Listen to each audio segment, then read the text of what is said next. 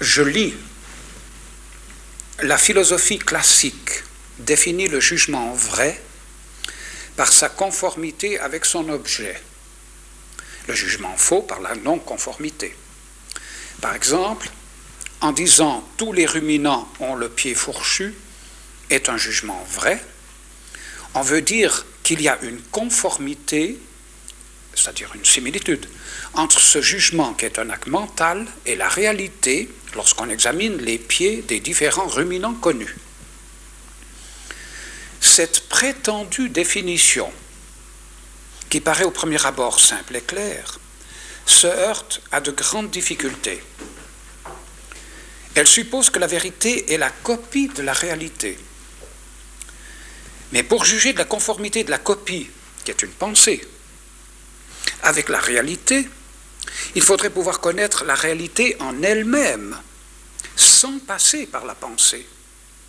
Sans passer par la pensée que l'on a de cette réalité, ce qui est manifestement impossible.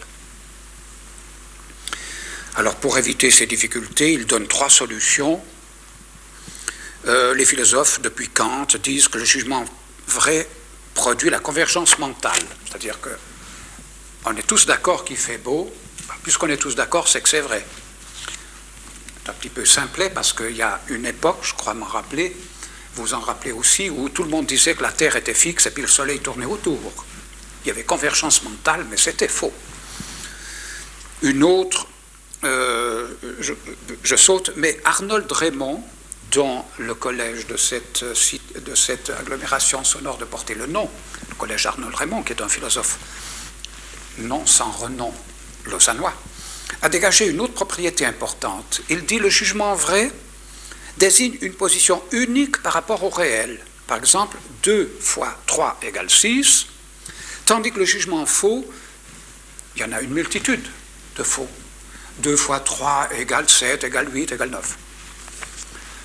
Je ne voudrais pas attenter au man du grand philosophe Arnold Raymond. J'aurais probablement pas de collège, ni dans cette cité, ni dans une autre, mais il faut être un petit peu sot pour dire des choses pareilles. C'est le contraire. C'est parce que je sais que c'est vrai que 2 fois 3 égale 6 et qu'il n'y a qu'une solution. Et c'est parce que je sais que les autres sont fausses qu'il y en a plusieurs. Ce n'est pas la définition du vrai. Tout au plus, c'est une conséquence. J'ai dû plusieurs fois au cours de ma vie exposer ce texte à des élèves qui venaient me demander de les préparer un préalable pour l'université. Un préalable, je le dis pour ceux qui l'ignorent, c'est un examen qui ne passe pas par le gymnase, pas par le bac. On peut quand même aller à l'université. Mais alors l'examen est assez sévère parce qu'on ne veut pas l'ouvrir la porte trop large. Et on n'aime pas ces gens qui arrivent par des filières un trop petit peu marginales. Mais toujours est-il que c'est possible, on peut le faire. On peut faire un peu le gymnase du soir, ou même sans gymnase, rien. Mais, condition sine qua non, c'est qu'on ait assimilé ce livre, qui est un manuel, qui est le livre officiel pour la philosophie à l'université, qui était, du reste, Maurice Gex est mort il n'y a pas tellement longtemps. Et c'est lui qui faisait passer l'examen. Alors, douloureux dilemme. Ou bien, je disais à l'élève, bon, c'est vrai, bon, il faudra lui répéter ça, ou bien je lui disais, mais non, écoute, c'est ridicule, c'est absurde. Il y a longtemps, il y a 8 siècles, et même peut-être encore avant, qu'on sait définir le jugement vrai et qu'on peut le vérifier. Mais je me disais, brouiller l'esprit de l'élève, il faut quand même être pratique. Lui, il veut son papier. Alors, je me disais, écoutez, si ça vous intéresse, vous reviendrez après, quand vous aurez passé votre préalable, votre examen. Il ne revenait pas, parce que la philosophie, bon, c'était une chose tout à fait marginale. Pour nous, non, ce n'est pas une chose marginale, vous allez en voir les conséquences. Depuis 2 siècles, toute la philosophie, qu'elle soit occidentale, orientale, ce que vous voudrez, ne peut plus fonder légitimement le vrai. C'est-à-dire, on ne sait pas comment fonder le vrai. Je vais vous donner un exemple très simple, à la base de grandes théories.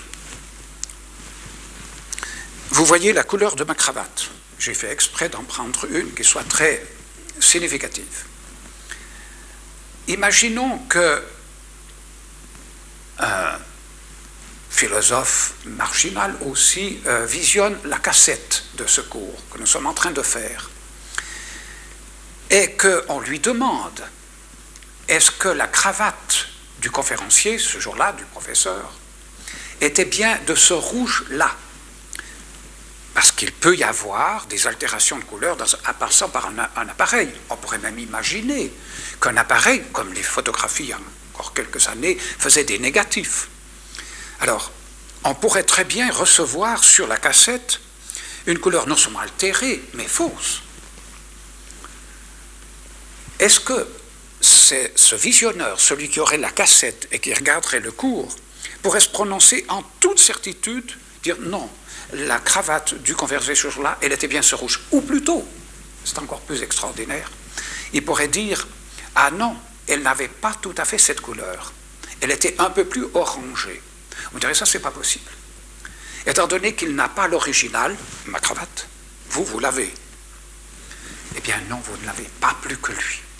Parce que vous aussi, vous passez par un appareil optique qui pourrait très bien altérer les couleurs et vous ne le sauriez pas. On croit qu'on le saurait. Nous verrons plus tard qu'on ne le saurait pas. Vous appelleriez ça rouge vif. Pour tout le monde, ça s'appelle rouge vif, mais certains le verraient très orangé ou même vert. On verra qu'on peut invertir les couleurs.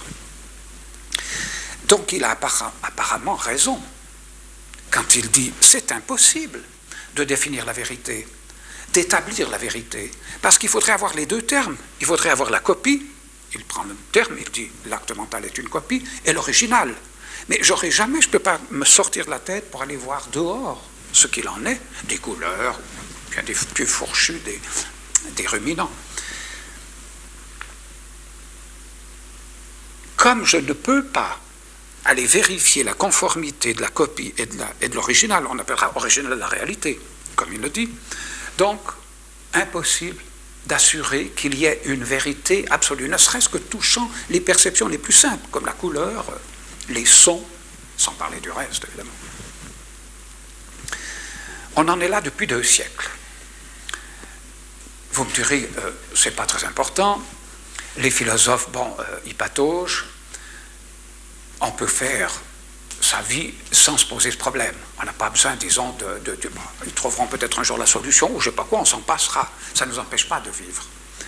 Eh bien oui, ça nous empêche de vivre. Je vais vous montrer pourquoi. C'est une chose, je crois, la plus dramatique qu'on puisse vivre collectivement. Si les philosophes n'ont plus accès au réel, c'est-à-dire pour eux, il est impossible d'affirmer que quelque proposition qu'il soit ait un fondement réel. C'est ça la vérité. Parler pour dire quelque chose. Et rappelez-vous, il y a quelques leçons, je vous ai lu dans un livre de philosophie enseigné à Genève par une des professeurs, enfin, ça pourra aussi être un homme, un texte rigoureusement inintelligible. Non seulement rigoureusement inintelligible, mais volontairement inintelligible. C'est-à-dire que ça n'en avait pas de sens de l'aveu de son auteur, à qui on avait posé la question, pas moi, mais l'élève qui était venu me demander mes lumières, et il lui avait répondu, je suis obligé. Il y a 1/3 de mon livre, je suis obligé, parce que sinon je n'ai pas de crédit au point de vue académique chez mes collègues, enfin, je ne parais pas sérieux. Si je dis les choses compréhensibles, très claires, comme j'essaie de le faire avec vous, je ne serai pas pris au sérieux. Un peu comme si aujourd'hui un peintre figuratif venait avec des gentils petits paysages. Bon, on dira, bon, d'accord, on lui achètera, mais ça n'est pas dans le courant de la peinture contemporaine qui s'est libéré de toute cette figuration du beau. On dira c'est l'esthétisme. Donc c'est fini, on ne peut plus. Donc la philosophie moderne, alors que jusqu'à présent, on s'est toujours référé à une vérité philosophique dont tout le monde profitait, qu'on soit d'accord ou pas. La dernière en date, c'est l'existentialisme. On s'y référait, ne serait-ce que pour la critiquer. C'est pas mauvais du reste qu'un philosophe propose une lecture du réel et que certains prennent une certaine distance en disant oui, c'est peut-être le contraire. Mais aujourd'hui, il n'y a plus rien. Je vous mets au défi de me trouver une pensée plus ou moins cohérente, plus ou moins collective quand même. Il faut quand même qu'elle ait un certain impact. Non seulement c'est la bouteille à l'encre, mais les philosophes n'y croient plus. Il n'y a pas une façon de se ridiculiser autant devant un philosophe académique, des professeurs de l'université, que de prétendre qu'il y aurait la possibilité de faire une proposition vraie. Mais ils sauteront au plafond. Mais vous allez chercher ça, c'est pas possible. Ils diront, c'est un retardataire, c'est un fossile philosophique. Ils n'entreront pas en matière, ça les fait rire. Encore une fois, on pourrait dire, bon, alors passons-nous des philosophes, tant pis, continuons, vivons, mangeons, buvons, demain nous mourrons, qu'est-ce qu'on peut bien faire? De toute façon, c'est des gens un petit peu marginaux. Eh bien non, c'est pas si facile. La philosophie mène le monde, et quand elle s'affole, le monde s'affole. Ne croyez pas que c'est une petite activité cérébrale, un petit cénacle où on a accès, où on se discute parmi, et puis qu'on s'envoie des livres parmi. Non, non, pas du tout.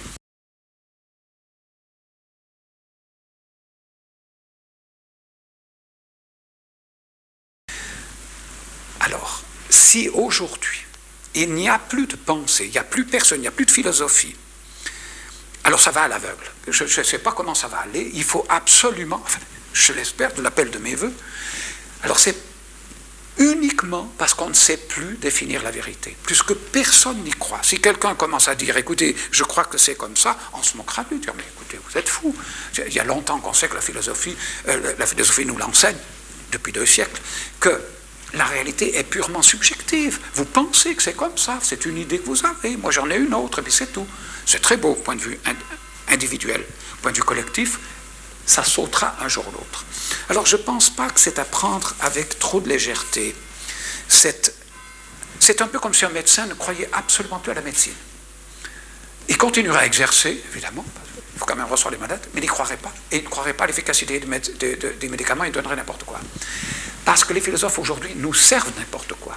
D'abord, quand ils servent quelque chose, puisqu'ils disent n'importe quoi, il faudrait quand même qu'il y ait une pensée cohérente, mais pas idéologique.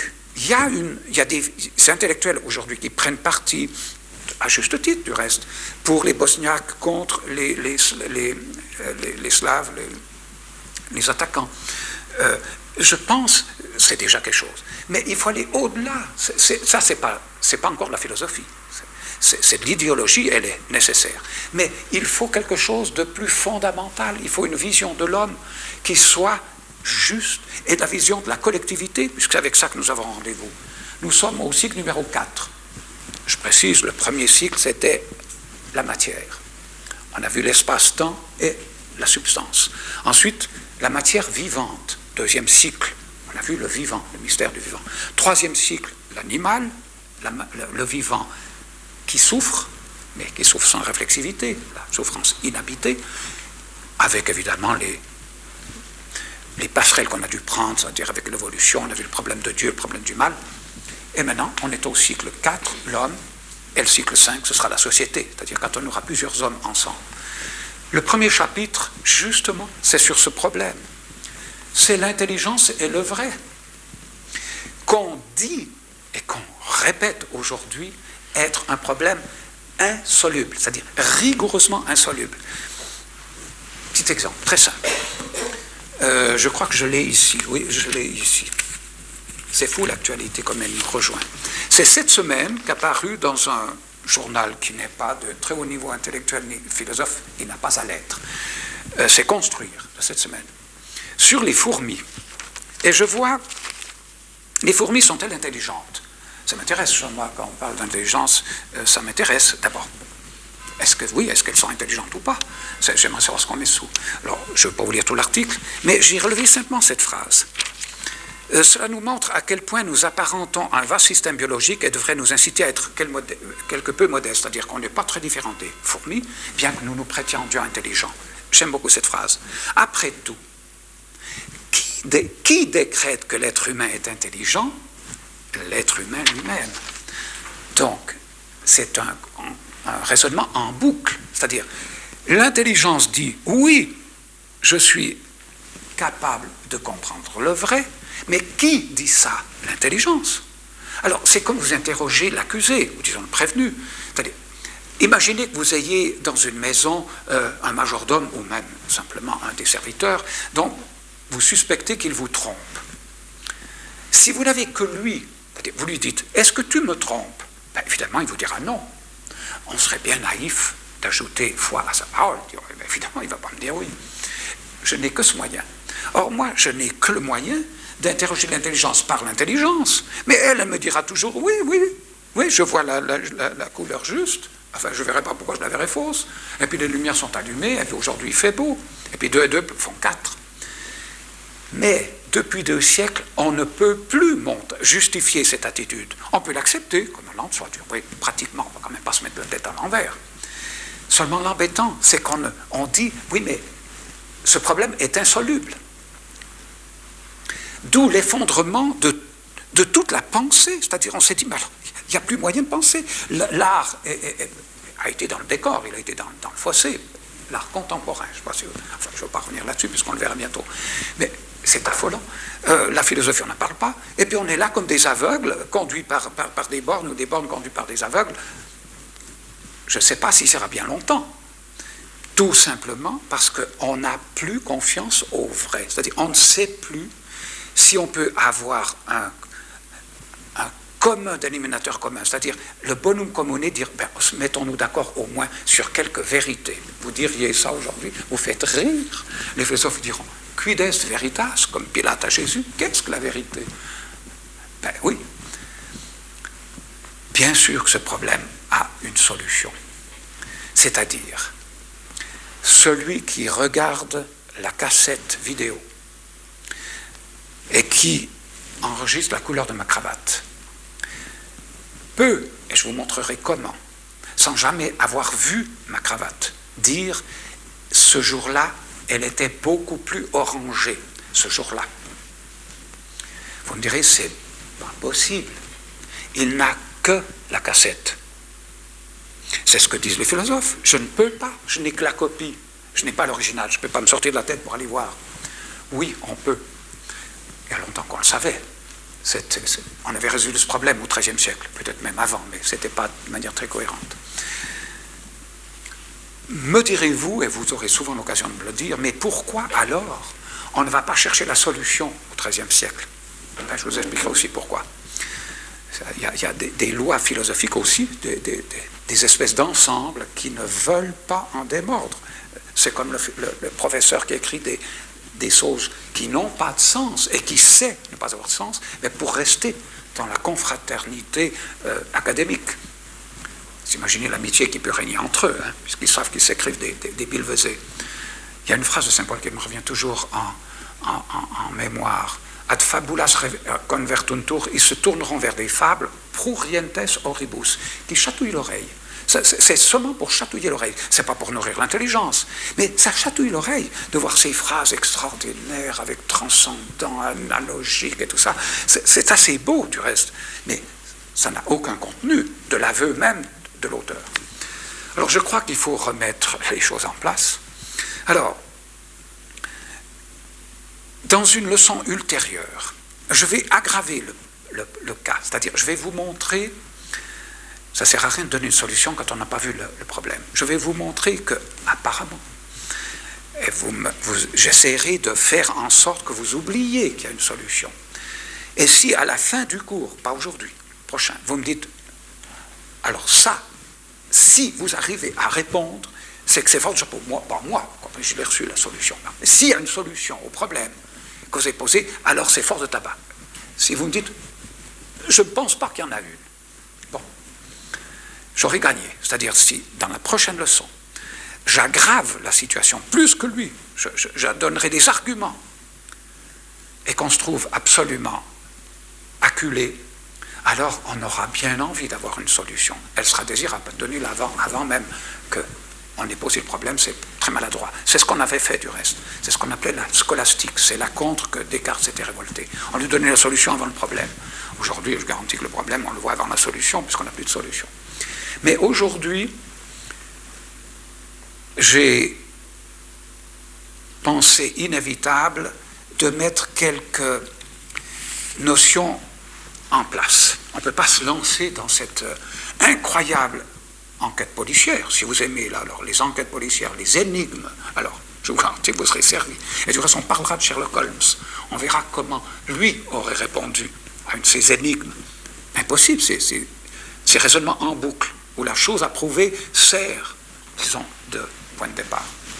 Alors je vous ai remis une feuille que ceux qui suivent la cassette réclameront avec la cassette, et vous aurez à la compléter uniquement par des petits dessins dans les cadres que j'ai mis de chaque côté. Ce ne sera pas très compliqué, mais je crois que c'est plus simple que vous le fassiez vous-même, ça vous restera mieux.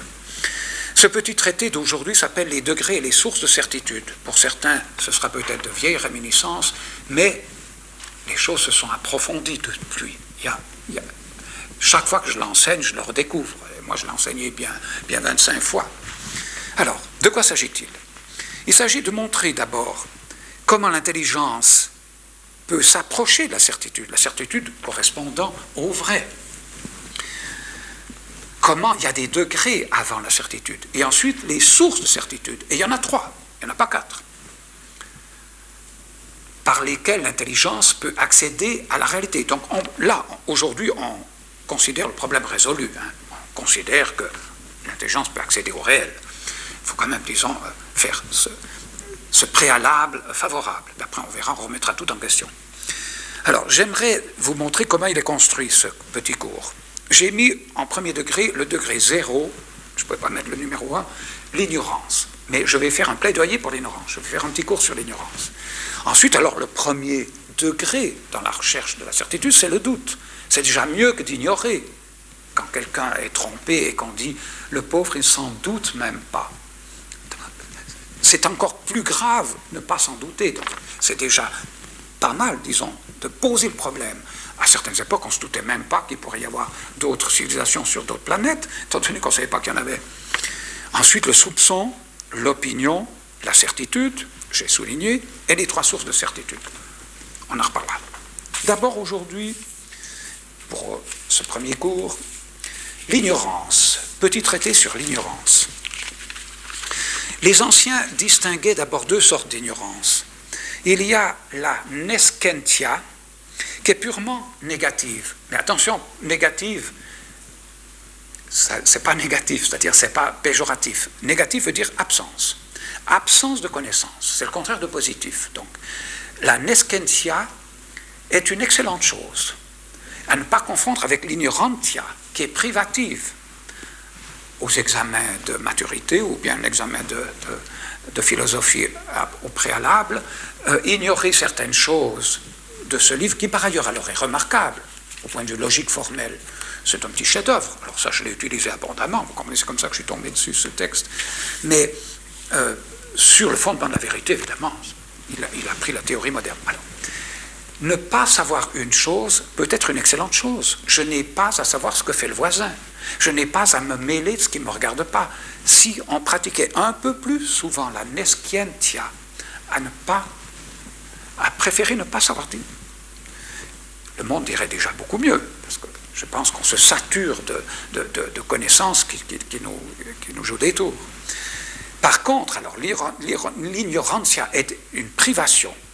Mais Socrate ajoutait ignorer son ignorance. Alors ça, c'est toujours mauvais. Vous pouvez noter peut-être la phrase parce que je ne l'ai pas mise. C'est Socrate qui savait qu'il peut y avoir de bonnes ignorances, mais il y en a une qui est toujours mauvaise, c'est d'ignorer son ignorance. Et non seulement d'ignorer son ignorance, mais ce que j'aimerais vous montrer, c'est que l'ignorance, elle progresse avec la connaissance, c'est-à-dire elle est coextensive à la connaissance. C'est une chose peut-être un peu banale, mais vous verrez que les conséquences vont plus loin qu'on pourrait l'imaginer. Quand on avait peu de connaissances sur la réalité, je mets en positif ce que nous savons sur le monde, sur l'homme, il y avait un domaine encore assez restreint d'ignorance. Les anciens croyaient à peu près tout savoir.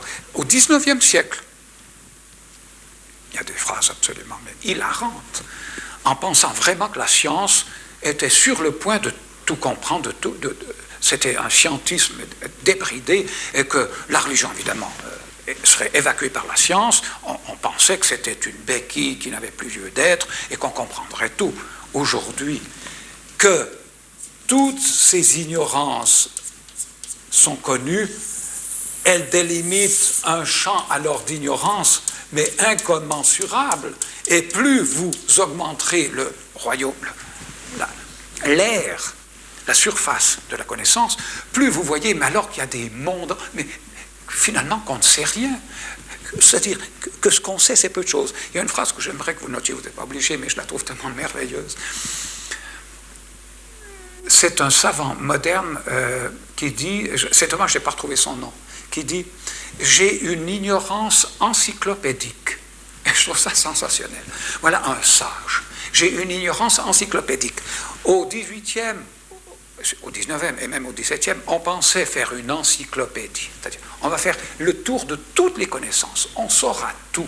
Mais lui, il dit, mais non, c'est mon ignorance qui est encyclopédique. J'aime bien cet affrontement de ces deux termes, parce que ça ouvre des perspectives extraordinaires. Et même un autre, mais alors là, j'ai son nom, c'est le prince Ringuet, et je trouve très beau, donc c'est un grand savant, le prince Ringuet, physicien. Le savant est un ignorant dont l'ignorance comporte quelques lacunes. J'avais toujours du mal avec mes élèves de leur faire comprendre ces deux négations. Il peut y avoir des lacunes dans la connaissance. On continue. Il peut y avoir des lacunes dans la connaissance. Tout le monde en est bien conscient. Hein? Mais lui, il dit, non, moi, j'ignore tout, et puis il y a quand même des petites lacunes dans mon ignorance, c'est-à-dire des petits îlots où je connais. Donc, l'ignorance a des lacunes, c'est des connaissances. Mais je trouve très bien la formule, parce qu'elle est stimulante. De Ramu, qui n'était pas un philosophe, mais un sage, je sens que je progresse à ceci, que je recommence à ne rien comprendre à rien. Alors j'ai au moins ceci de commun avec lui, c'est que vraiment, à part un petit îlot, c'est une petite lacune dans mon ignorance universelle qui s'appelle la philosophie, puis encore très, très limitée, plus je vais, plus je dis, mais on ne sait rien sur rien, mais sur rien. On croit qu'on sait, mais non, mais on ne sait pas ce que c'est qu'un atome, on ne sait pas ce que c'est qu'une cellule, on ne sait pas ce que c'est qu'une galaxie, qu'une étoile, que l'espace, non, on ne sait rien. Alors je sens que je progresse à ceci, que je recommence à ne rien comprendre à rien. C'est-à-dire que sa connaissance est grande, il faut beaucoup connaître pour découvrir, mais l'immensité de tout ce qu'on a encore à connaître. Je veux faire une petite apologie de l'ignorance qui est toujours un petit peu délicate quand on a affaire à de jeunes esprits, parce qu'on se dit, vive-moi, parce que j'ignore tout, je ne saurai pas mon examen, je n'ai pas fait mon travail. Ça suppose déjà une certaine maturité que vous avez, vous. Mais avec les élèves, il fallait toujours faire attention. Il fallait dire, ça ne vous excuse pas de ne rien savoir aux examens. Hein. D'autre part, de Oscar Wilde, il y a deux sortes de gens vraiment effrayants. Ceux qui savent absolument tout, évidemment, et ceux qui ne savent absolument rien, évidemment. Et Dostoïevski, le plus intelligent de tous, est celui qui, au moins une fois par mois, se traite d'imbécile. D'imbécile au sens où je l'ai défini, c'est-à-dire imbecilus, celui qui n'a plus son tuteur, c'est-à-dire qui divague, qui ne sait plus où il en est, c'est-à-dire qui a perdu un petit peu la boussole. C'est peut-être pas mauvais. Il a paru, vous voyez que l'actualité nous rejoint, mais je crois que c'est ça la définition de Hegel qui disait la prière matinale du philosophe, non, la lecture du journal et la prière matinale du philosophe. J'ai au moins ce titre à être philosophe, c'est que je lis mon journal tous les matins et qui, en tout cas, me sert d'alimentation philosophique. Il a paru cet été, c'était le 10 août 1995, dans l'Express, qui n'est pas ma tasse de thé, je ne suis pas, enfin, peu importe. Mais alors, quand j'ai vu ce titre, alors j'ai tout de suite acheté « Ce qu'on ne sait pas ». 15 grands savants répondent. Alors moi, ça me stimule, ça. Je trouve très beau que des savants disent, ben écoutez, on ne veut pas faire les malins, on ne sait à peu près rien. Mais j'ai été un peu déçu, parce que c'est fou le peu de choses qu'ils ignorent. J'ai été un peu déçu. Peut-être qu'il y a, voilà ce qu'on ne sait pas, il y a une introduction de Jean Daumerson, aussi modeste, enfin lui aussi montre que l'ère des connaissances fait augmenter d'une manière géométrique la surface d'ignorance. Mais après, Yves Coppens, donc, qui est un anthropologue, il y a un astrophysicien qui m'a paru un peu modeste, c'est le fameux Hubert Rives, que vous connaissez peut-être, le type qui a une belle barbe blanche, qui a parlé, je crois qu'il est canadien. Lui est conscient quand même qu'on ne sait pas grand-chose. On sait aussi, mais il sait beaucoup de choses, on sait aussi que l'univers est extrêmement contrasté, enfin je ne vais pas tout vous lire.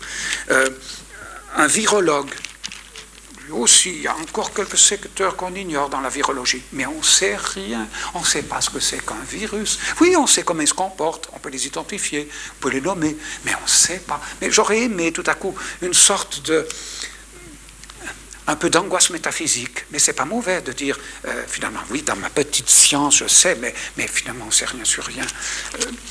Après, il y a un biologiste, bon, je ne vais pas tout vous lire, vous pouvez regarder du reste, un autre qui m'énerve souverainement, qui est un neurobiologiste, qui s'appelle Jean-Pierre Changeux. Si j'avais une fois la possibilité de donner à quelqu'un une claque, je crois que c'est à lui que je la délivrerais, bien que le nombre des nécessiteux va augmentant, y compris mon humble personne. Mais cette arrogance qu'il partage avec Jacques Monod de décréter que Dieu n'existe pas, qu'on peut tout expliquer, les neurones et tout ça, c'est une imbécilité sans nom. C'est une imbécilité sans nom. Parce que si vraiment on est le produit d'une neurone, alors moi je peux dire n'importe quoi, on peut dire qu'il faut tuer les faibles. Au nom de quoi? Puisque mes neurones me le disent. Tout est relatif, enfin je ne vais pas entrer là-dedans parce que... Toujours est-il que j'ai été un tout petit peu déçu par le manque d'ignorance de ces grands savants qui, je pensais, alors, seraient très modestes. C'est peut-être pas demandé à tout le monde. Voilà. Alors, c'est le premier degré, vous l'avez sur votre feuille, l'ignorance. Ah, encore quelque chose sur la connaissance d'inconnaissance. En théologie, alors là, c'est l'exploitation de l'ignorance comme moyen de connaissance.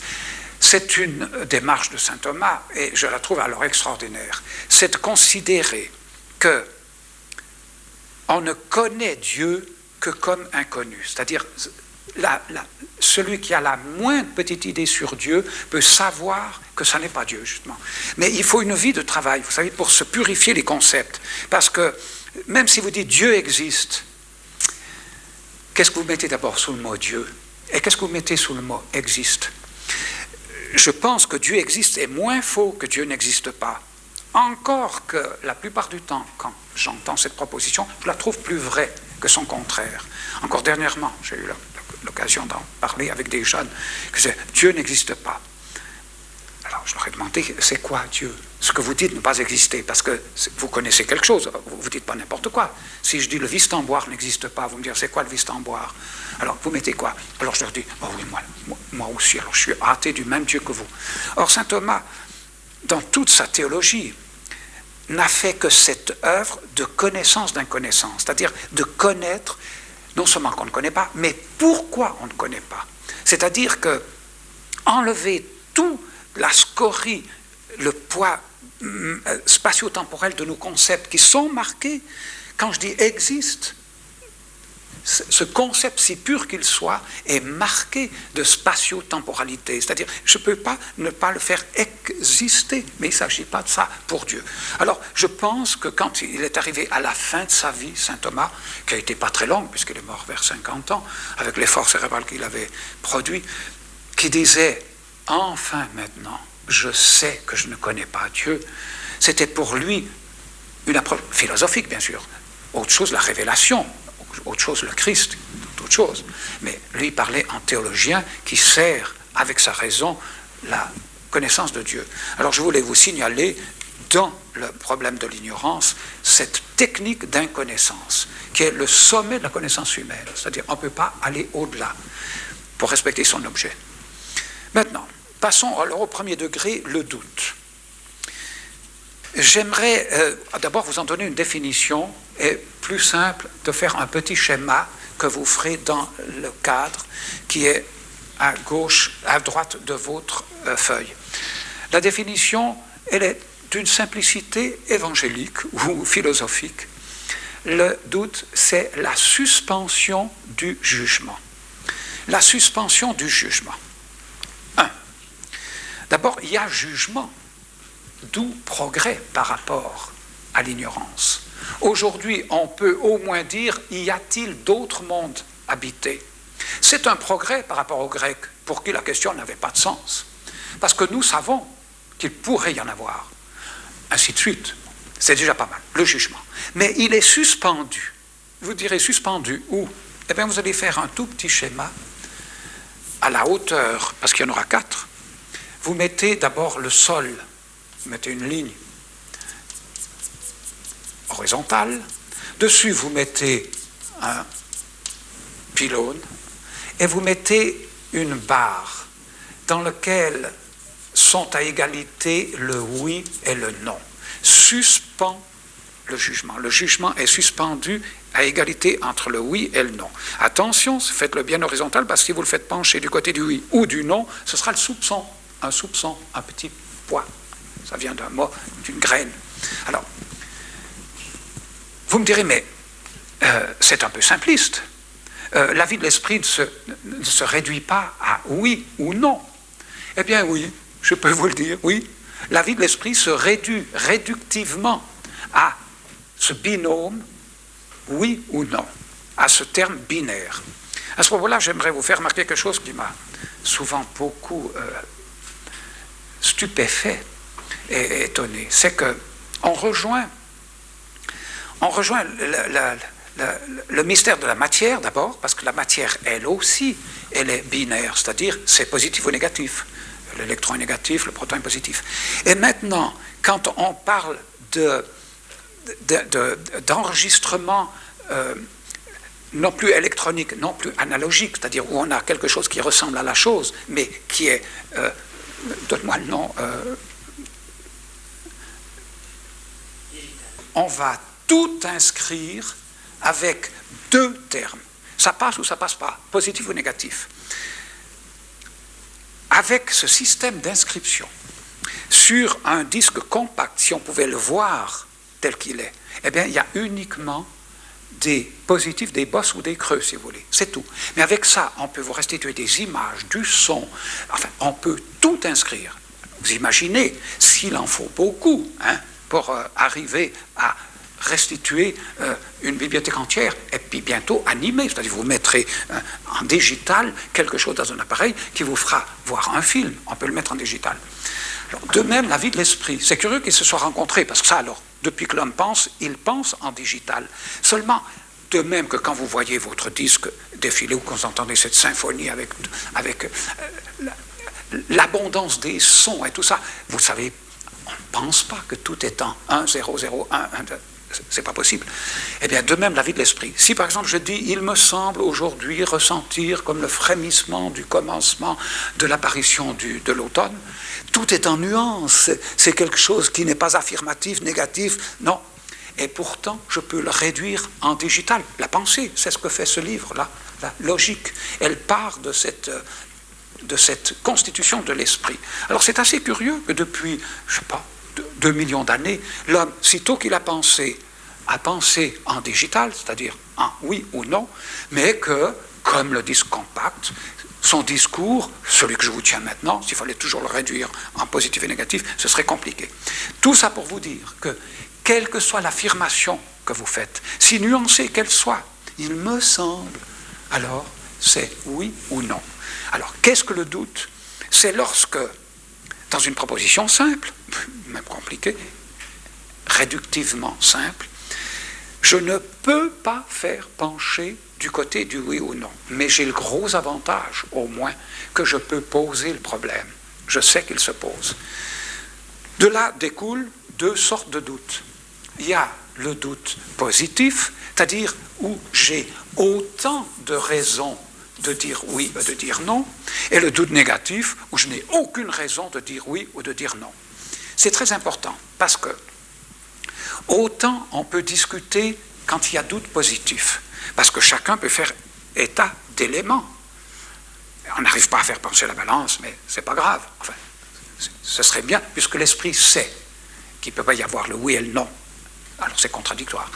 Mais autant on ne devrait pas perdre son temps à discuter de choses de toutes négatives.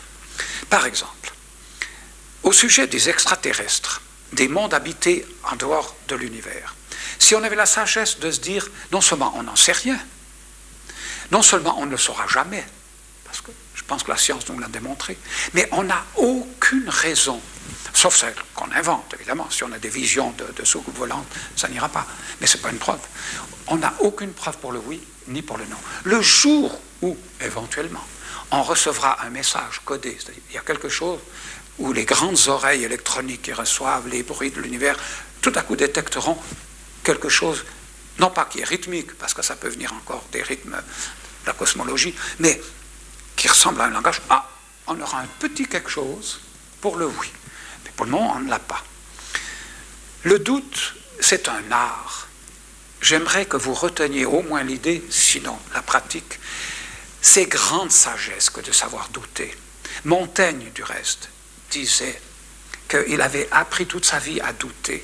Tu vois, s'il le disait mieux que moi. Montaigne disait que sais-je? Et je trouve très beau. Je crois que la vie serait plus simple si on disait plus souvent, bien, voyez, je ne sais pas. Plutôt que de s'embarquer dans une polémique qui est stérile, parce que à moins qu'on puisse faire pencher la balance. Mais c'est rare qu'on rencontre quelqu'un qui vous dit, ben non, moi je ne sais pas. Pas au sens pratique, je crois qu'il faut s'engager politiquement, mais au point de vue théorique, ce serait grande sagesse de pouvoir y arriver, à dire je ne sais pas. Mais attention, il y en a ceux qui ont été tellement fascinés par cette sagesse, comme toujours, qui ont basculé dans l'autre excès, alors qu'ils finissent par douter de tout. C'est ce qu'on appelle le scepticisme. Je vous ai mis une phrase, une parmi d'autres, parce que c'est une école, elle dure encore aujourd'hui, qui formule le scepticisme philosophique. Alors c'est le doute systématique. Alors lisons-la vite. Parmi les hommes, donc texte du IIIe siècle avant Jésus-Christ, du IVe siècle avant Jésus-Christ. Parmi les hommes, on rencontre à chaque pas erreur, contradiction de l'esprit, illusion des sens. C'est vieux ça, illusion des sens. Alors qu'il n'y a pas d'illusion des sens, puisqu'on pourra vérifier que je vois les couleurs justes. La recherche de la vérité ne s'appuie donc sur rien de solide. À chaque proposition, on peut opposer une proposition contraire, également probable. Donc le sage ne doit pas porter de jugement. Suspension du jugement. Mais attention, systématique. Il suit les apparences sans les proclamer vraies et en morale tâche d'atteindre l'ataraxie. L'ataraxie, c'est l'indifférence. Le bien, le mal, la souffrance, le bonheur. C'est un peu du bouddhisme, si vous voulez. C'est de Pyrrhon qui a donné le nom du reste, le pyrrhonisme, qui est un scepticisme outrancier, avec ses disciples, Énésidème, Agrippa, Sextus Empiricus, mais il y en a aujourd'hui. Alors ça, j'en ai rencontré un du reste. Je ne sais pas si vous avez raconté cette histoire. Quand j'étais au Monnier, on a invité un professeur, vous ne l'avez pas connu, qui s'appelait Gonzette, Ferdinand Gonzette, de l'Épule de Zurich. Il n'y avait pas encore le développement de l'Épule ici. Et le père Manès, le père Louis, l'avait fait venir comme conférencier. Il était très connu à l'étranger, comme toujours, nul n'est prophète dans son pays, connu mondialement, Ferdinand Gonzette. Et il était philosophe des sciences, si vous voulez, grand mathématicien, grand savant, mais il faisait un peu de philosophie. Il y a toujours la tendance de faire un peu de philosophie. Il se croient autorisés, parce qu'ils sont très scientifiques, de venir dans ce moulin sans préparation. Moi, je ne me permettrais pas de faire de la biologie ou de faire... Alors, la salle était bondée, je me rappelle, c'est une des premières conférences qu'on a fait à Drancy. Et puis, le père Manès m'avait dit, si ça t'intéresse, tu viens. Moi, j'avais affaire avec les petits jeunets que vous êtes, et je pense que ce soir-là, je vous avais expédié un peu plus vite chez papa, maman, et puis j'étais descendu, et puis je ne savais pas que, je ne sais pas qui lui avait dit à Gonzette, qui était francophone, donc jurassien, faites attention parce qu'il y a un philosophe, on m'a fait une réputation usurpée d'être d'abord extrêmement monolithique, d'avoir un aristotélikotomisme absolument un pas vide. Alors, je sais pas, on lui avait fait peur avec ça. Alors, il avait demandé à Manès au début, est-ce qu'il est là? Puis Manès avait regardé, il avait vu mon colon, il a dit, oui, il est là. Et moi, je l'ignorais, hein, je ne savais pas du tout. Alors, il a fait son conférence, et c'était toujours le même motif, il répétait inlassablement, il n'y a pas d'axiome. Lui, il était un peu pyrrhonien, dans le sens que il trouvait, c'est comme si je disais, il n'y a pas de dogme. Et regardez aujourd'hui ce qu'on reproche à l'Église catholique. Elle a la vérité. Mais quand on a dit ça, on a tout dit. Avant, on était flattés de vous dire, il a la vérité. Mais tandis qu'aujourd'hui, si vous voulez démolir quelqu'un définitivement, vous n'avez qu'à dire, il a la vérité. Il ne faut pas discuter, il a la vérité. L'Église qui le discrédite aujourd'hui, elle a la vérité. Les dogmes. Alors, un axiome, c'est une vérité indémontrable de base, un axiome. Elle lui disait, il n'y a pas d'axiome. Alors, nous avait brillamment démontré, bien sûr, avec, en partant des présocratiques qui avaient déjà essayé cette théorie. Et à la fin de la conférence, il avait demandé s'il y avait des questions.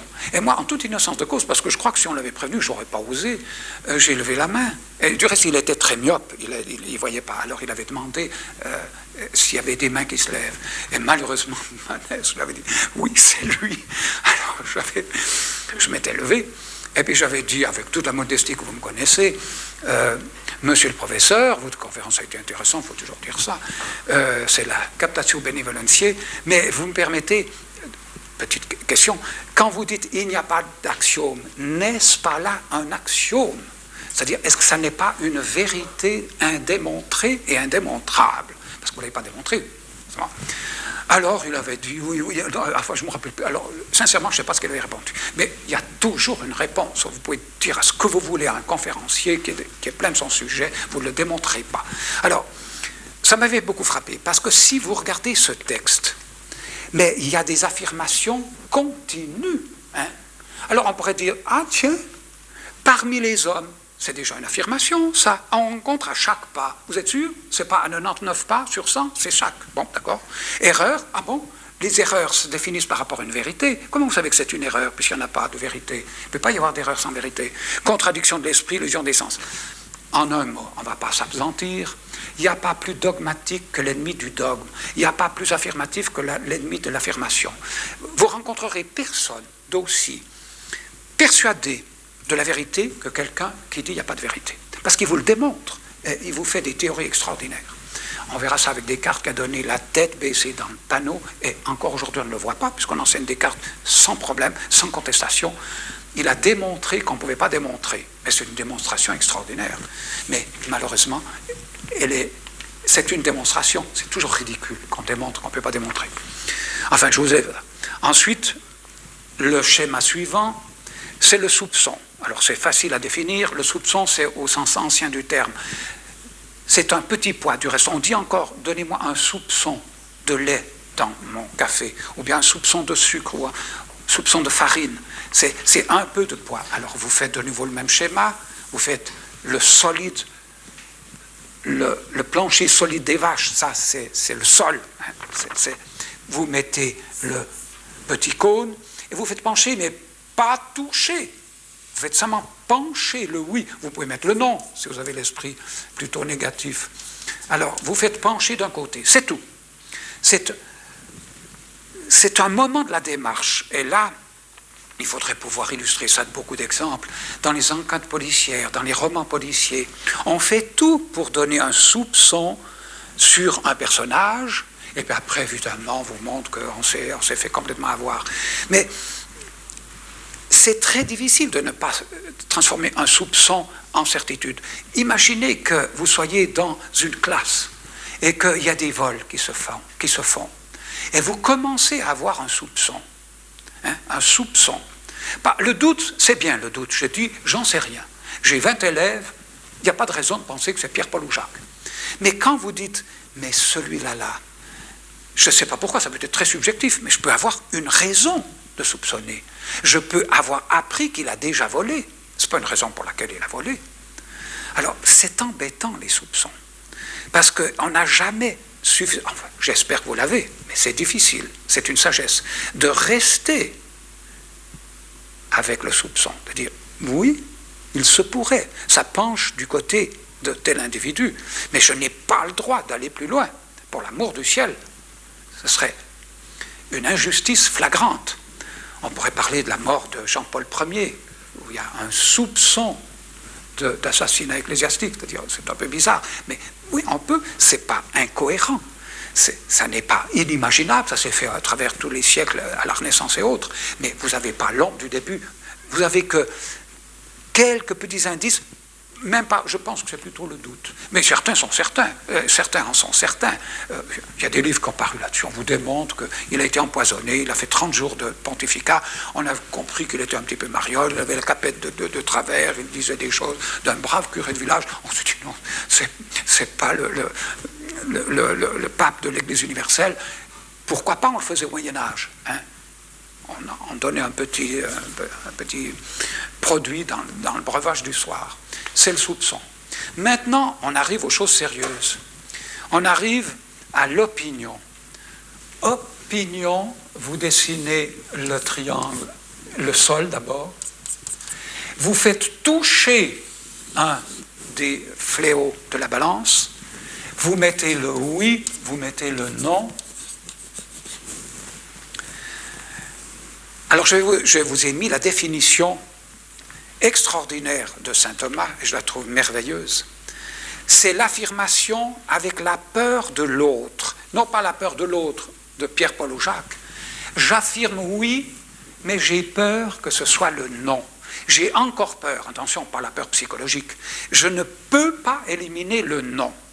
C'est mon opinion, d'abord opinion, vous savez ce que ça veut dire, hein? Ça veut dire pencher. Quand on dit opiner du bonnet, le bonnet, c'est la tête. Opiner, c'est pencher. Alors, quand je suis d'accord avec vous, je fais comme ça avec la tête.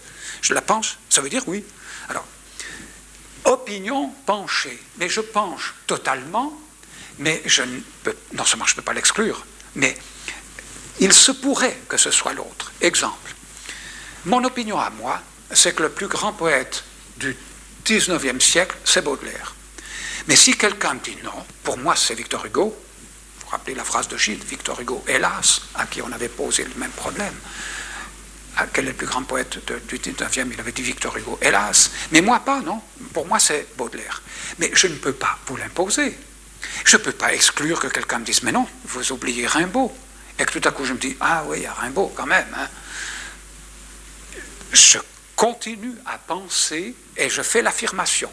Pour moi, le plus grand poète du 19e siècle, c'est Baudelaire. Je n'aurais jamais pu l'enseigner à mes élèves. Et c'est pour ça que je dis, c'est ridicule de parler d'opinion philosophique. Mais les miennes ne sont pas meilleures que les vôtres. En tout cas pour des jeunes élèves, à 20 ans ou à 19 ans. Je me disais, mais de quel droit je vous enseignerai mes opinions? Je peux vous les dire, si ça vous amuse. Vous avez le droit d'avoir les vôtres. La philosophie ne fait pas partie de l'opinion. Et pourtant, aujourd'hui, oui, on dit vos opinions philosophiques, vos opinions, vos opinions. Maintenant, on arrive, et c'est lumineux, vous faites le 4e dessin, vous faites le même, mais alors, sine formidine alterius, sans crainte de l'autre terme, je dis oui, et il est exclu que ce soit non. Voyez comment cette formule est lumineuse. Elle est tirée du De Veritate de saint Thomas, c'est une œuvre considérable. Ça ne fait pas partie de la somme théologique, mais de même qu'il a fait le Contra Gentes, Contra Gentiles, qui est une œuvre monumentale. Enfin, il faut au moins une année pour le lire, avec attention. De même le De Veritate, qui est une œuvre philosophique. Alors, au chapitre 1, à la première partie, au chapitre 14, il définit ainsi la certitude. C'est affirmatio sine formidine. Comprenez le mot formidine qu'a donné formidable, mais qui veut dire simplement la crainte, sans la crainte de l'autre. Je dis, les lampes sont allumées, et tous les philosophes du monde pourront me faire toutes les théories, je prétends que de dire qu'elles sont éteintes, c'est-à-dire l'inverse, elles ne sont pas allumées, ça ne m'effleure pas, c'est inutile. Vous pouvez faire les recours à tous les philosophes idéalistes et tout ce que vous voulez, ça ne m'enlèvera pas cette certitude sereine qu'elles sont allumées. Je n'ai pas peur de l'autre. Pour le moment, on est arrivé à la certitude. Alors, tout à l'heure, on verra les sources de certitude, c'est-à-dire de celle-là. Il y en a 3, on le verra tout à l'heure. Mais je voulais arriver dans ce première période à mettre les choses au point. Il y a une étape dont je n'ai pas parlé, mais qui nous aurait un peu retardé sur le chemin, c'était l'hypothèse. Mais c'est un peu trop compliqué. Il est bon de savoir que notre esprit, je résume, travaille en binaire exactement comme l'enregistrement digital, comme les lois de la nature finalement. Et puis que toute affirmation, elle est ou bien suspendue, elle penche, elle est subjective. Je n'ai pas dit, j'aurais pu pour l'opinion dire certitude subjective, certains le disent. Moi je trouve trop dangereux.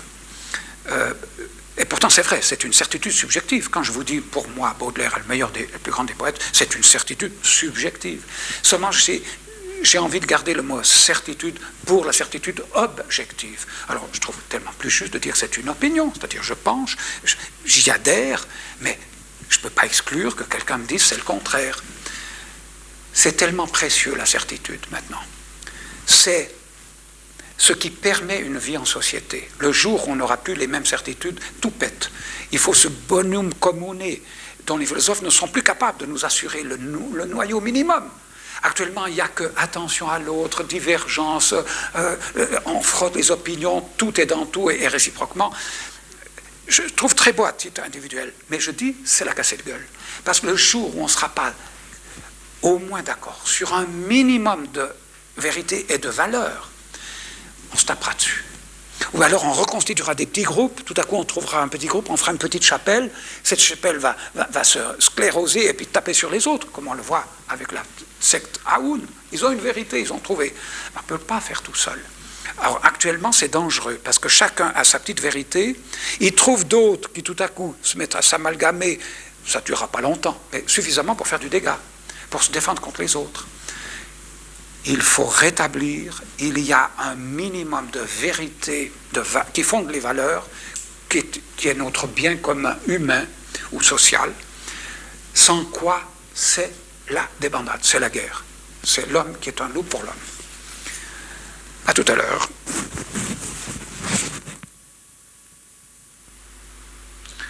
Le mot que je cherchais tout à l'heure pour désigner ce mode d'enregistrement binaire, c'est le mot qui ne m'est pas venu à l'esprit tout à l'heure, c'est le mot numérique, un enregistrement numérique, qui dit bien ce qu'il veut dire, puisque c'est fait par 2 numéros. Maintenant, voyons brièvement les 3 sources de certitude. Certitude qui est l'honneur de l'homme, enfin sa spécificité. On dit souvent que le rire est le propre de l'homme. Pour autant, justement, que d'abord, il est une intelligence qui connaisse le vrai, puisque le rire vient d'une distorsion entre le vrai et la réalité, ou le faux. Alors, il y a 3 sources de certitude. Bien sûr que, si je voulais mettre sur une ligne tout ce qui occupe notre esprit, ce monde mental, cet univers, ce microcosme, c'est incroyable. Mes souvenirs d'enfance, tout ce que je sais, tout ce que j'ai vécu, c'est impossible à totaliser, mais essayons de s'en faire une idée. Les certitudes n'en occuperaient qu'une petite fonction, d'autant plus précieux. Tout le reste, c'est des impressions, des sentiments, surtout des sentiments, tout ce que j'ai vécu, les souffrances, tout ça. Mais les certitudes, c'est-à-dire où je connais vraiment ce qui est, c'est très peu de choses. Et pourtant, il s'agit de voir de quoi sont faites ces certitudes. Eh bien, nous allons voir qu'elles sont faites d'évidences qui ne sont pas très utiles parce qu'elles ne m'apprennent rien. C'est le fondement, si vous voulez, mais ça ne m'apprend rien, ça reste superficiel aux choses, les évidences. Elles sont faites de démonstrations, encore moins. De quoi sommes-nous capables? Quoi sommes-nous capables de démontrer, véritablement, avec exigence rigoureuse? Très peu de choses. Quelques théorèmes de géométrie dont vous avez compris la démonstration. Ça ne va pas bien loin. Mais par contre, le 90%, c'est de foi, nos certitudes. C'est la raison pour laquelle, aujourd'hui, nous nous limiterons à aborder ce problème, mais il faudra que la prochaine fois, j'approfondisse ce problème de la foi, avec F minuscule. Ça n'a rien à voir avec la foi religieuse, mais je ne peux pas l'appeler autrement. Parce que le 90% de nos certitudes scientifiques, j'insiste, scientifiques, sont de foi. Mais elles sont légitimes, ça ne veut pas dire... La certitude, c'est sans crainte de l'opposé, c'est absolu. Mais on ne se rend pas compte de ça. Mais c'est très humiliant, je me rappelle quand mes élèves découvraient cette vérité et que par un délicatesse ou par un tout petit peu par revanche allaient dire à leur professeur de sciences, de chimie, ou même les géomètres, les géographes, que leur connaissance, ils n'en avaient pas la démonstration, ils étaient persuadés qu'ils en avaient. Mais non, ils ne l'avaient pas, ils savaient comment la faire, mais ils ne l'avaient pas faite. C'est un problème qui va nous occuper pendant une leçon la prochaine fois, parce qu'on verra alors les applications, évidemment dans la religion, mais humaine, c'est-à-dire comment là peut s'inoculer l'erreur. Là, on peut être alors victime, pas dans l'évidence, on ne peut pas être victime de l'évidence. Alors, vous allez faire un premier schéma dans le cadre qui est à côté de ces trois sources, donc l'évidence, la démonstration et la foi. Alors, à côté de l'évidence, on mettra ce symbole « je vois ». Cet œil ouvert, c'est « je vois » ou « je connais », peu importe. C'est l'intelligence ou la vision sensorielle. Alors, je vois l'objet. Voilà, c'est aussi simple que ça.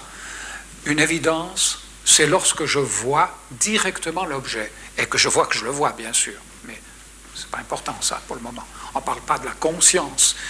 J'ai devant moi un objet et je le reçois directement par les sens, l'évidence. Ou l'évidence des premiers principes de fond 4. Ce n'est pas seulement l'œil. C'est la plus simple des connaissances. Encore une fois, elle est précieuse parce qu'elle est fondamentale puisque tout ce qui est dans l'intelligence passe par les sens. On verra plus tard ça. Mais elle n'est pas profonde, elle reste très superficielle. Elle ne me donne qu'une approche très tactile ou visuelle ou auditive, mais je ne sais pas ce qu'est la chose. Il faudra que je la décortique, mais elle est fondamentale. Or, c'est ce problème tout simple qui fait la grosse difficulté de la philosophie, que la philosophie moderne consiste comme un cas insoluble. C'est cette sorte-là de connaissance, de certitude. C'est cette vérité-là que la philosophie ne peut plus résoudre. C'est-à-dire dire là, c'est contradictoire de pouvoir prétendre que je connais les choses telles qu'elles sont, étant donné que je n'en connais que la copie, comme dit le livre que je vous ai lu, professeur Gex. Je n'ai pas l'original. Mais n'anticipons pas. Donc c'est à ce problème que nous avons rendez-vous, c'est avec lui que nous avons rendez-vous.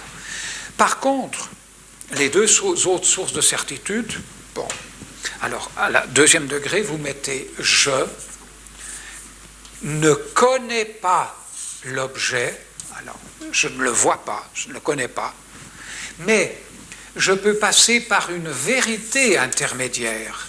C'est grosso modo le raisonnement. Si je le voyais, évidemment, je n'aurais pas besoin de le démontrer. Mais il y a des vérités d'inclusion, c'est-à-dire, je sais comment est-ce que je sais que je suis mortel. Évidemment, parce qu'on me l'a dit. Mais admettons qu'on ne me l'ait pas dit. Eh bien, je peux raisonner. Tout homme est mortel, or, je suis un homme, donc je suis mortel. Parce que ce n'est pas évident que je suis mortel. Certains prétendent ne pas l'être, du reste. Il y a toujours un peu un fou qui se prétend un mage qui vient du Moyen-Âge, ou bien qui est mortel. Mais non, il est mortel parce que les hommes sont mortels. Alors comment je sais que les hommes sont mortels? C'est par l'induction, une autre sorte de raisonnement. Donc, le schéma, il reste ce qu'il est, je n'ai pas accès à une vérité, le cercle, c'est l'objet ou la vérité, peu importe, c'est la réalité objective. Je passe par une vérité intermédiaire. Ça, s'il fallait développer ça, eh bien, il faudrait étudier ce livre, qui étudie toutes les formes de raisonnement, la logique du raisonnement garantit que c'est compliqué, avec toutes les formes du syllogisme. C'est passionnant, du reste, passionnant, il faut aimer.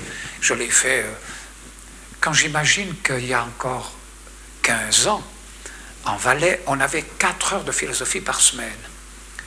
Mais c'est un luxe incroyable. Actuellement, je crois que ça s'est réduit en Valais à 1 heure, et puis je crois qu'ici ça a disparu, il n'y a plus beaucoup de philosophie.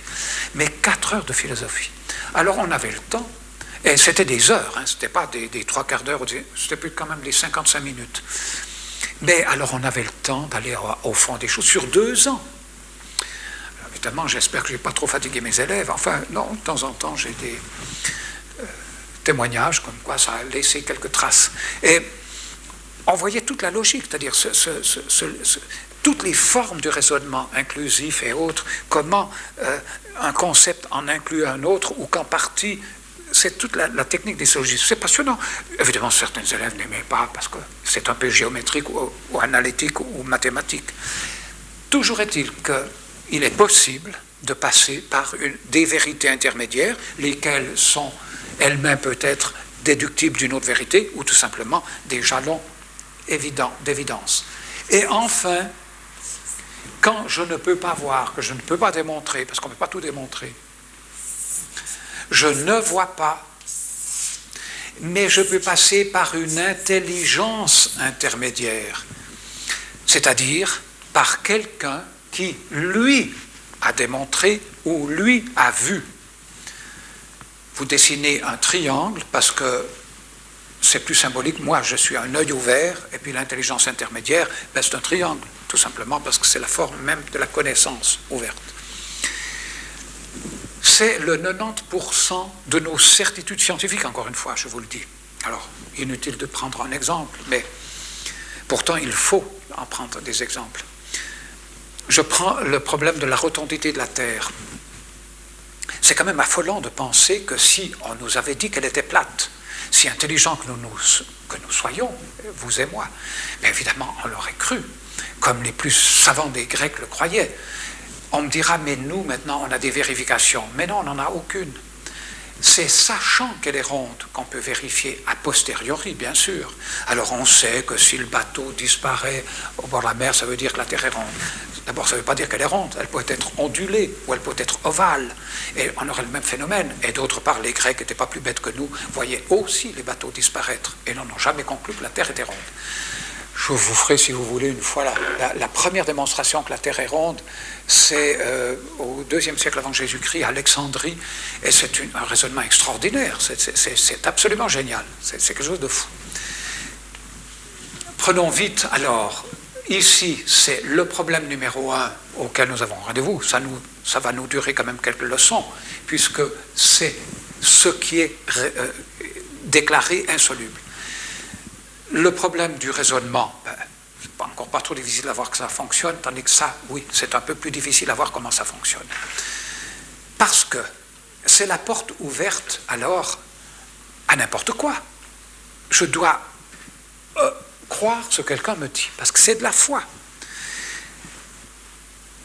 Si, par exemple, on me demande, est-ce que vous croyez en Dieu? Je dis non, je ne crois pas en Dieu. Étant donné que pour moi c'est une démonstration philosophique. Tout ce qu'on peut arracher à la foi, on est content de pouvoir le faire, parce que l'intelligence, elle aimerait mieux l'évidence. C'est le nec plus ultra. Mais c'est trop superficiel, ça ne nourrit pas l'intelligence. Mais elle, si elle pouvait voir tout. Tu vois, la preuve, c'est qu'en théologie, c'est la théologie, on dit que la béatitude consistera à voir la vision béatitude de tout. C'est-à-dire, on n'aura plus de raisonnement, il faudra plus creuser la tête, on aura la vision. Donc, ça veut dire que l'intelligence aspire à voir. C'est vrai que c'est confortable, mais c'est trop superficiel.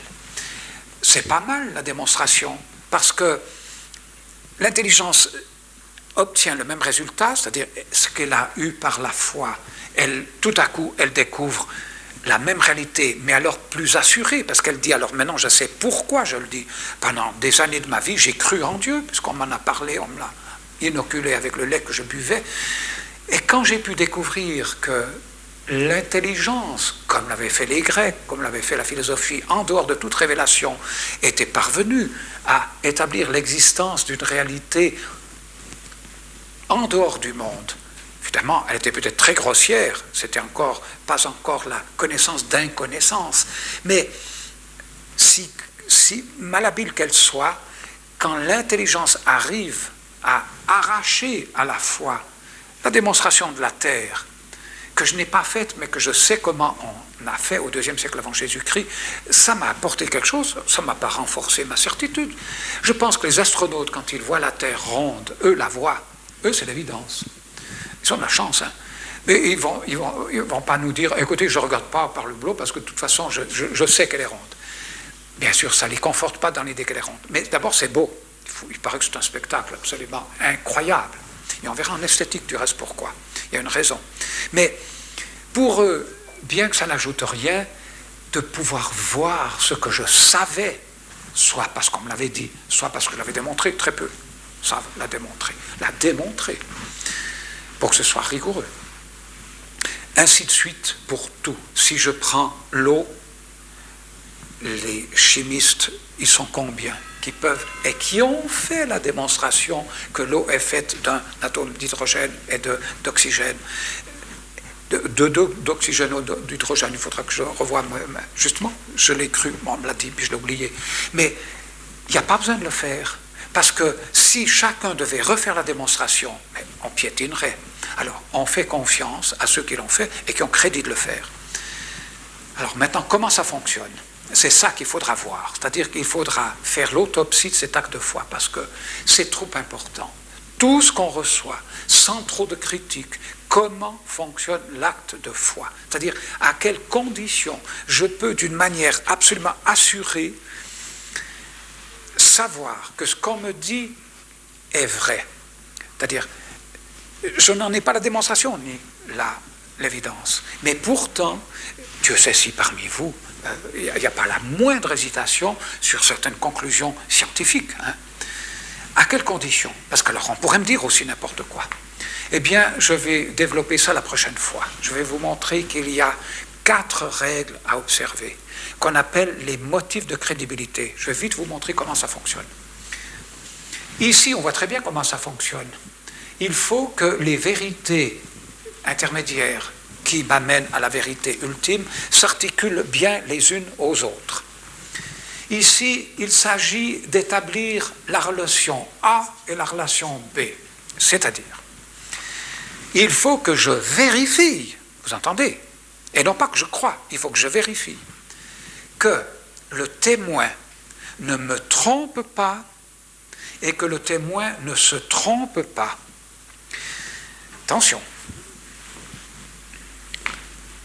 D'abord, est-ce que vous êtes bien d'accord que je serais complètement illogique, absurde, et je devrais renoncer à ma raison, si, convaincu qu'il ne me trompe pas, je devrais presque mettre la flèche en sens inverse.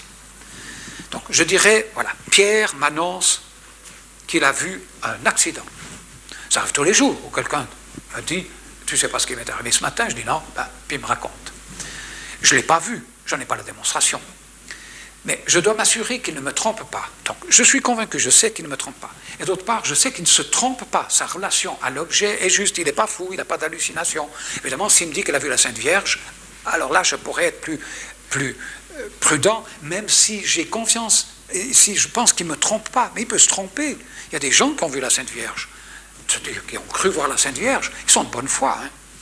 Alors, si, regardez bien, c'est pour vous montrer la coercition de l'acte de foi, c'est-à-dire c'est raisonnable que j'admets le fait, alors que je ne l'ai pas vu, que je ne peux pas démontrer. Parce que si je suis sûr qu'il ne me trompe pas, et que je suis sûr qu'il ne se trompe pas, alors je suis obligé d'admettre que le fait est vrai. Maintenant, prenons la chose à l'envers. Pierre me dit un fait.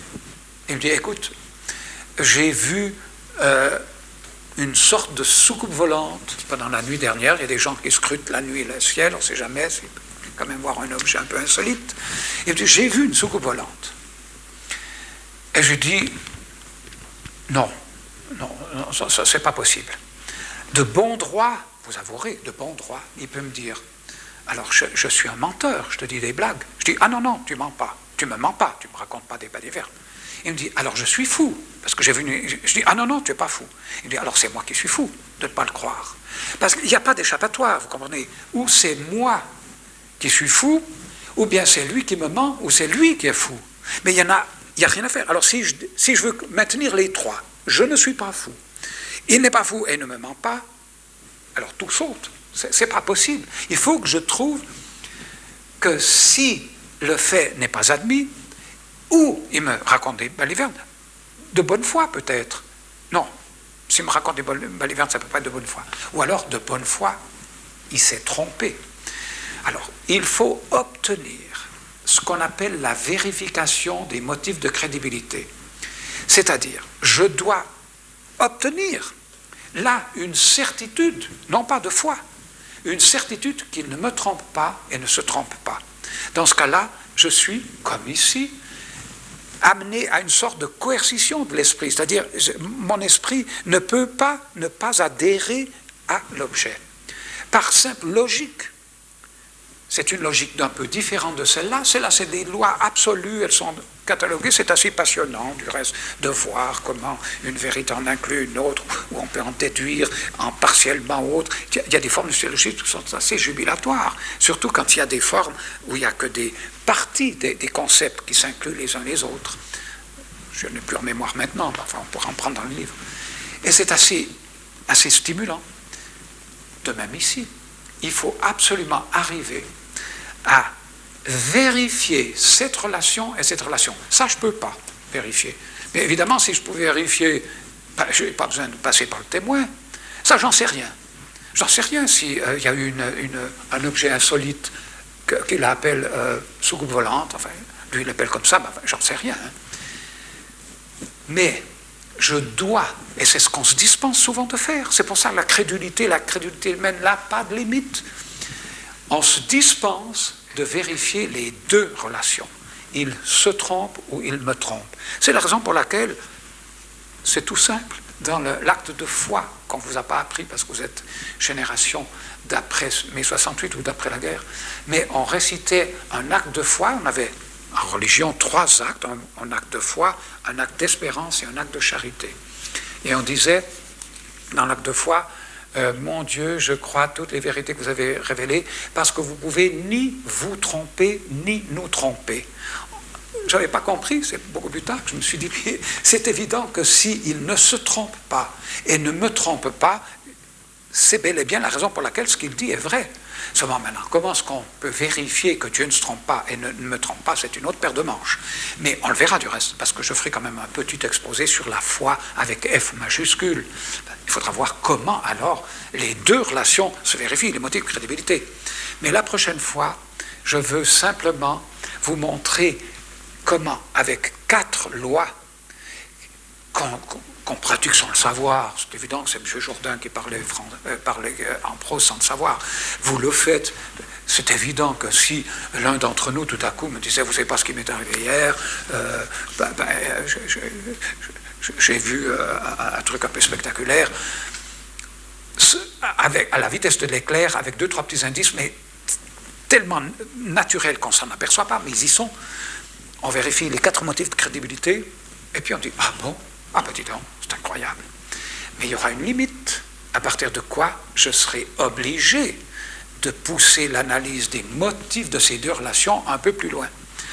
C'est la raison pour laquelle nous avons eu la dernière fois une discussion à table, je le dis pour ceux qui n'étaient pas là, parce que la philosophie ne s'arrête pas au cours du professeur, qui m'avait paru très intéressante, mais j'avais regretté qu'on n'avait pas pu la mener à bout, du reste, c'était peut-être pas nécessaire, mais sur l'existence du chi. Rappelez, c'est dommage que Raoul ne soit pas là, mais Raoul, il est là derrière son poste de télévision en train de nous écouter. Et je ne voulais pas du tout mettre en cause l'existence ou la non-existence. Alors, en 2 mots, le chi, c'est une énergie qui serait donnée au départ dans le constitutif humain, du côté spirituel, mais que nous ne savons pas utiliser, cette union du corps et de l'esprit qui est beaucoup plus intime que tout ce qu'on peut imaginer. C'est parce que ce Pignouf de Descartes disait que l'âme était dans un corps comme une épée dans un fourreau et qu'elle communiquait que par la glande pinéale. Déjà Aristote savait que l'âme était présente jusqu'à la dernière molécule de matière, non seulement la cellule, mais la molécule du corps. Donc cette union d'une force spirituelle, enfin, avec tout ce que ça représente, et de la matière, elle est donnée au départ. Ça, on peut le démontrer philosophiquement. Mais qu'il y ait la possibilité, alors, de l'utiliser, c'est-à-dire en certaines circonstances, c'est-à-dire par une sorte de gouverne personnel, d'éducation, je ne sais pas de quoi c'est fait, c'est une autre paire de manches. Alors, la discussion s'était engagée, il y avait les partisans qui étaient pour, et ceux, on ne peut pas être contre. Il faudrait avoir des arguments, rappelez-vous le doute tout à l'heure. Mais ceux qui disaient, jusqu'à plus ample informé, j'attends. J'attends quoi? En tout cas pour moi, j'attendais le mieux qu'on m'en montre l'évidence. Soit alors ce serait parfait. Hein. Si vraiment j'avais la possibilité, comme saint Thomas, pas le nôtre, celui de l'Évangile, a dit, moi j'y crois que quand je mettrai mes mains dans les plaies. Et il avait raison. C'est idiot qu'on ait dit que Thomas était l'incrédule. Pas du tout. On vient lui dire qu'un gars qui est mort, il a beau être le gourou de la petite secte, il est ressuscité. Mais le bon sens consiste à dire, mais écoutez, vous m'amenez en bateau. Je crois qu'il aurait été vraiment alors incrédule de dire, ah oui, bon, il est ressuscité, d'accord. Et il a dit la chose la plus élémentaire, je veux vérifier les motifs de crédibilité, ou bien tout simplement, j'en veux l'évidence. C'est pas ça son incrédulité. Le Christ dit, bienheureux ceux qui croiront sans avoir vu. Nous sommes bienheureux parce que nous n'avons que les motifs de crédibilité à se mettre sous la dent. Hein, et on verra lesquels c'est, tandis que lui, il a eu la chance d'avoir l'objet lui-même. Alors, on verra le mécanisme. Alors moi, je n'étais pas du tout opposé. Je me dis, le mieux, ce serait que je le voie. Mais je peux aussi en être certain autrement. Mais alors, mais il aurait fallu le développer, besoin des deux motifs de crédibilité. Non pas que je suspectais quelqu'un qui était à ma table, un de mes hôtes, de me bourrer la tasse. Ça ne pourrait pas m'effleurer l'esprit. Mais ici, j'aurais voulu savoir comment le témoin, en l'occurrence c'était Jean-Marc et puis Raoul, établissaient leur relation à l'objet. Est-ce qu'ils l'avaient vu de leurs yeux vus, ce qu'on n'avait pas eu le temps de préciser? Peut-être c'est le cas. Mais vous voyez que cette relation, elle est encore pas trop difficile à établir. Il peut y avoir un minimum de confiance entre gens de bonne compagnie. Il faut vérifier quand même que c'est le premier, parce que c'est pas le 1er avril, il faut essayer de savoir dans quel contexte on est, parce que des fois, encore l'autre jour, on me raconte une baliverte, puis je n'avais pas compris que c'était de la blague. On s'est un peu moqué de moi, c'est moi qui avais tort. Parce qu'il y avait un contexte qui permettait de penser que ce qu'on me disait était faux. Mais dans le contexte qui était le nôtre, non, je pense que cette relation, elle était établie. On était dans un climat de confiance, on ne se racontait pas des balivertes. Mais j'avais envie, c'est peut-être possible, j'avais le devoir d'établir cette relation. Parce que moi, je ne peux pas croire n'importe quoi. Je crois le témoin, je crois qu'il est de bonne foi, mais moi, j'ai besoin, sans quoi c'est la crédulité. Alors, pas pour ce cas, mais alors on peut me faire croire n'importe quoi, vous comprenez? Et c'est quelque chose d'inouï, vous imaginez pas la crédulité humaine. Je ne parle pas pour le cas qui nous occupe, mais vous n'imaginez pas, je vous en donnerai des exemples la prochaine fois, mais c'est à hurler. Les exemples, vous les avez dans le journal. Quand des gens bien comme vous et moi, c'est-à-dire des médecins, des avocats, ça, partent dans une secte ou un gourou, encore tout dernièrement, je fais allusion à ce que vous savez, mais c'est à se taper la tête contre les murs. Mais ils y ont cru. Vous vous rappelez qu'il y en a un qui a échappé, qui racontait les séances, ou des gens, mais pas des illuminés, mais je vous assure, des intellectuels aussi, de sens rassis, comme on disait dans l'ancienne expression, c'est-à-dire de sens éprouvé, de bon sens éprouvé. On leur faisait passer des apparitions d'ectoplasme, donc on dit, donc dans la lumière, à Chéry, dans cette secte, c'est encore cette année, ça. Hein, et ils y croyaient. Mais il me semble, à moins que je sois un tout petit peu présomptueux, mais il me semble que j'aurais pas cru. Mais il me semble, encore que je me dis, ne jugeons pas, hein, conditionné comme il l'était, et c'était de la faribole, vous imaginez bien, hein, mais dans un contexte, je ne sais pas, puis les autres qui y croient, où ça c'est très important, ce conditionnement des autres. Et on est là tous ensemble, alors il y avait un rideau qui s'écartait, et puis évidemment c'était un gars qui faisait le truc, hein, qui passait, mais à 8 ans, je pense qu'on pouvait encore à la cave me faire ce truc-là, mais il faut croire. Alors vous verrez à quel point on a pu errer en ne comprenant pas le mécanisme de l'acte de foi avec F minuscule qui me donne le 90% de mes certitudes scientifiques, sans parler des autres. C'est la raison pour laquelle ce sera le chapitre suivant. Pour aujourd'hui, on a déjà bien travaillé, ça suffit comme ça.